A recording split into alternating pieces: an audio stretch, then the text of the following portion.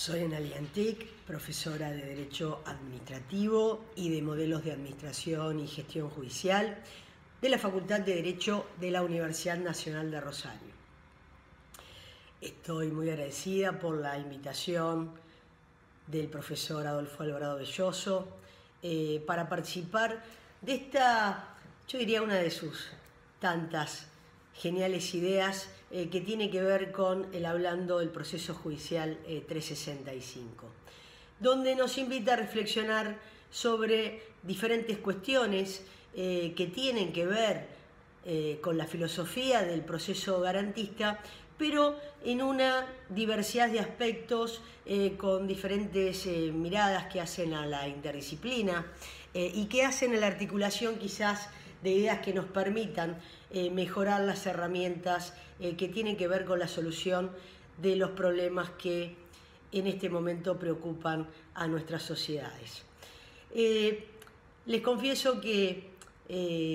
la relación que me une con Adolfo, quien ha sido mi profesor en la carrera de grado y que me ha de alguna manera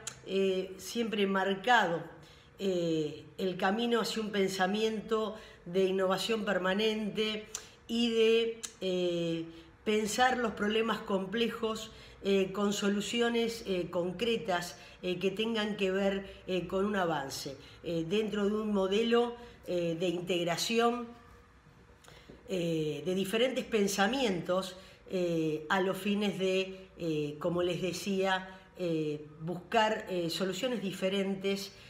a problemas que evidentemente en el tiempo se van manteniendo y no logran resolverse de la manera que la sociedad necesita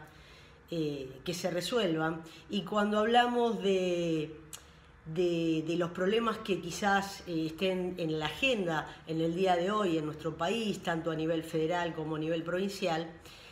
una de las reflexiones que quería compartir era el tema de la transformación de los sistemas judiciales. Tema que evidentemente nos ha preocupado desde antaño. Siempre hablamos de modernización, de transformación, de ver cómo generamos en forma concreta la inmediatez entre el sistema de justicia y los justiciables. Hoy estamos viviendo reformas muy trascendentes, sobre todo en el ámbito civil en nuestro país, pero quizás debamos detenernos en algunas cuestiones técnicas que hacen al pensamiento en la evolución de la transformación de los sistemas judiciales y el por qué pareciera que siempre todas estas reformas se inician en determinados periodos como si inventáramos una cosa nueva sin quizás mirar las experiencias que ya venimos trayendo y los problemas o las fortalezas que esas experiencias nos han dado. Fíjense que la Corte Federal, cuando abre el año judicial, ahora en 2018, en el mes de marzo, una de las cuestiones que expresa en el documento base de esa apertura y que refiere justamente a la transformación de los sistemas judiciales, expresa allí la Corte su preocupación en cuanto a que, a pesar de los ingentes esfuerzos y de las ejecuciones parciales de diferentes propuestas y de diferentes proyectos que han quedado a veces anclados en los vericuetos de los conflictos coyunturales, uno de los grandes problemas que se ha advertido siempre en todos estos procesos de planificación son los problemas en la implementación. Y quizás también esto se tenga que ver porque fundamentalmente los abogados nos sentimos muy alejados de un tema que es esencial cuando hablamos de proyectos de transformación o de modernización, que tiene que ver con la planificación estratégica.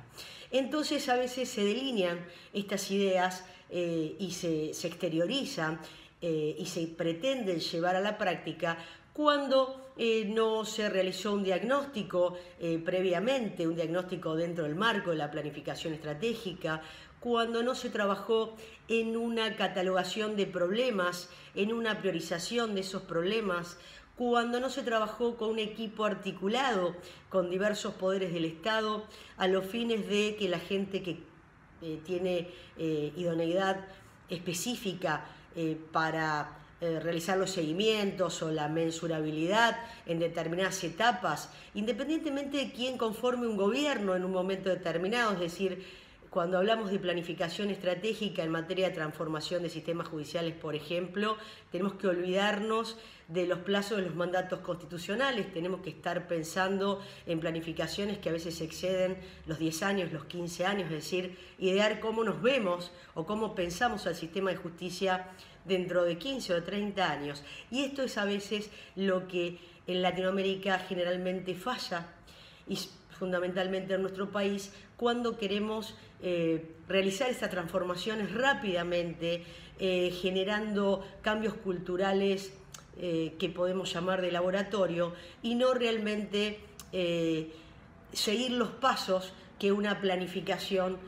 implica, a los efectos que justamente después no tengamos problemas con la etapa de implementación o la etapa de ejecución de esa planificación. Entonces les hablaba de diagnósticos, les hablaba de priorización de problemas, les hablaba de la fijación de propósitos y objetivos, y evidentemente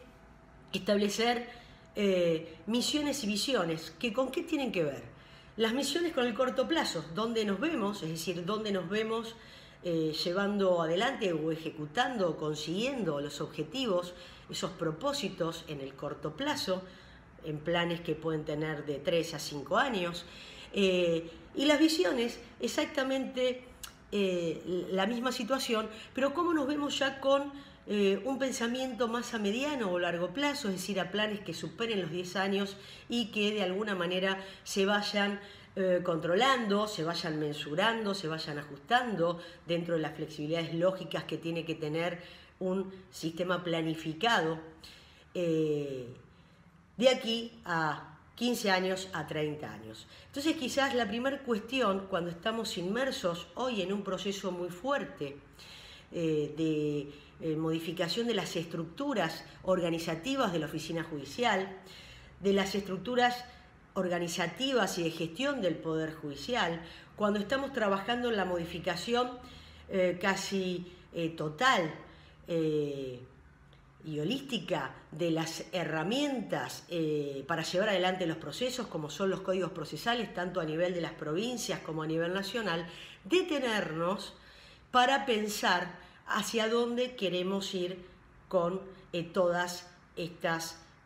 ideas y todas estas tareas que llevan al cumplimiento del objetivo de la transformación, para cuál es en definitiva el objetivo esencial, ¿verdad? Generar inmediatez en el relacionamiento entre el justiciable y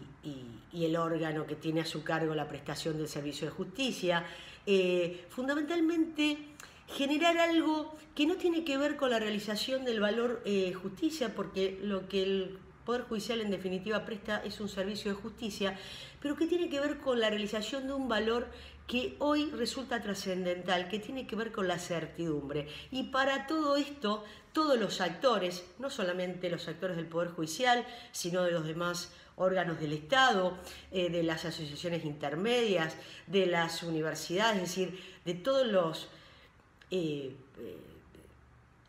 los actores fundamentales que tienen algo que decir para que realmente esto pueda llevarse adelante en el tiempo y pueda rendir, obtener los resultados esperados, tiene que ver con que pensemos serenamente si realmente queremos transformar, cómo vamos a explicar que si la transformación, como viene generalmente del Poder Ejecutivo a través de sus ministerios de justicias, cómo esto se va a ir dando en el tiempo independientemente del vencimiento de un determinado mandato constitucional. Creo que en nuestro país los abogados tenemos que aprender a que la planificación estratégica es quizás la única manera, el único camino para que dejemos de pensar después de muchos años que muchos esfuerzos y muchos recursos humanos y materiales se van perdiendo porque seguimos teniendo problemas en este punto esencial que tiene que ver con la planificación estratégica para después justamente llegar a los resultados esperados en la etapa de la gestión o de la ejecución de esa planificación. Esto por un lado, y por otro lado dejar alguna reflexión, y ya a modo de conclusión, que cuando pensamos en la reforma o la transformación de los sistemas judiciales, no tenemos que pensar tanto en las modificaciones de estructuras o de herramientas procesales, sino tenemos que pensar, es decir, no pensar tanto en una visión institucionalista en las reformas, sino pensar fundamentalmente, es decir, cambiar el eje en el justiciable y ver allí qué es lo que se necesita realmente en materia de transformación para cumplir con la tutela judicial efectiva, para cumplir con un acceso adecuado al servicio de justicia, sobre todo cuando hablamos de poblaciones en situación de vulnerabilidad. Y no me refiero solamente a situaciones que tengan que ver con la pobreza, sino de falta de acceso, de imposibilidad de acceso a la tutela judicial efectiva. Si nosotros, por ejemplo, analizamos el contencioso administrativo en nuestro país, no a nivel federal, porque tiene un sistema de doble instancia, o en la capital federal o en la provincia de Buenos Aires, pero en general las constituciones provinciales establecen un sistema centralizado, privilegiado y de instancia única de juzgamiento de las cuestiones contencioso-administrativas. En nuestro país, y a través de una interpretación de la Constitución de la provincia y de una delegación legislativa, se han creado cámaras, pero también con asiento en las dos circunscripciones,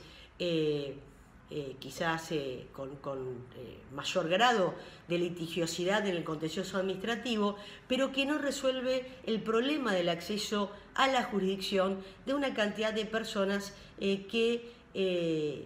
ven sus derechos subjetivos o intereses legítimos vulnerados y no tienen la posibilidad económica de acceder o de llegar a conseguir la prestación de un servicio de justicia efectivo en el lugar de su domicilio. Entonces, cuando hablamos de transformación, tenemos que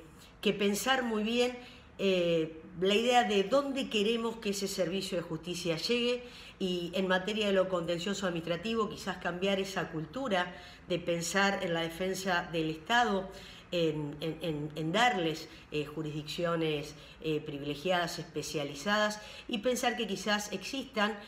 con los recursos que tenemos la posibilidad de ir descentralizando esa justicia hacia otros lugares. Pienso en la situación de Córdoba, por ejemplo, que en donde no es la primera circunscripción, en el resto de las circunscripciones, en Córdoba otorga la competencia a lo contencioso administrativo, a las cámaras en lo civil y comercial, para de alguna manera descentralizar la prestación del servicio de justicia en esta materia. Pero bueno, la idea es, como nos indica y nos invita y nos promueve el profesor Alvarado, que sigamos pensando y que sigamos compartiendo a los efectos de que el servicio de justicia realmente realice los valores más importantes, que es que los ciudadanos comencemos a confiar, veamos en la justicia esa última ratio para el ejercicio efectivo de nuestros derechos.